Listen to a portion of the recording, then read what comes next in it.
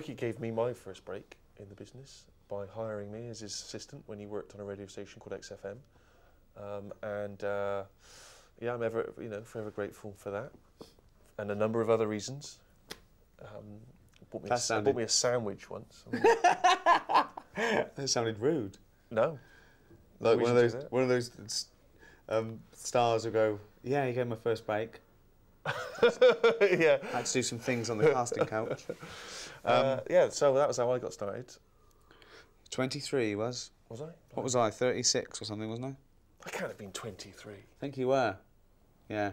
Looked like a really gangly adolescent who just grew too quick and no one could do anything. 25. You weren't? Well, we known each other about 12 97, when were you born?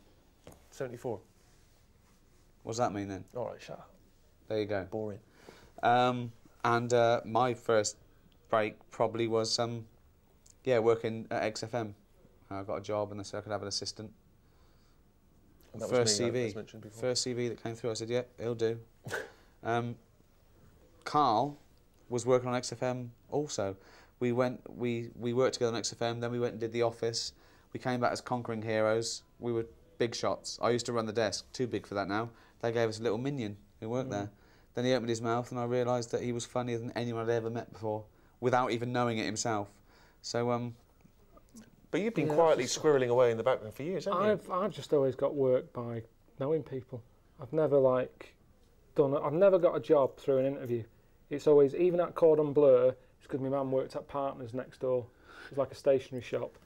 And I love the way you say Cordon Bleu, like everyone's heard of this place. Like everyone's going, oh, Cordon Bleu, no one loves the world. It's like, I think Summerfield bought it.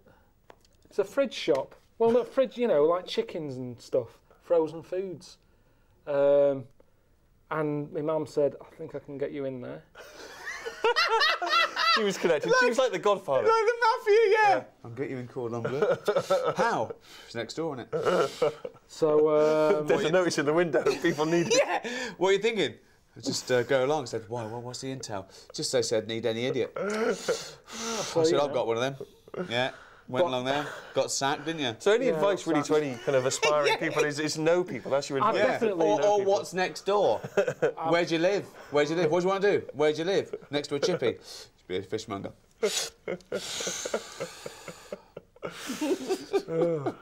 There you are. Good advice. Growing up, I probably watched sort of bad American shows. I watched all those things like Policewoman and all the cop shows. They weren't bad, actually. Thinking about it, they were quite good. Some of them were really good, like Kojak and Rockford Files, that were great. But I suppose my mecca was American TV and all the American comedies from Laurel and Hardy, Woody Allen, Cheers and Taxi and all those things. So those were my biggest influence. American comedy and drama, probably. My first love was actually probably science and nature programmes. I just love, when I've got BBC Two, I couldn't believe my luck that things like Horizon, and now I watch BBC Four, it's probably my favourite channel. I watched a lot of comedy, classic comedy, British comedy, Monty Python and Tony Hancock, all that stuff, all the classic 70s stuff, Fawlty Towers.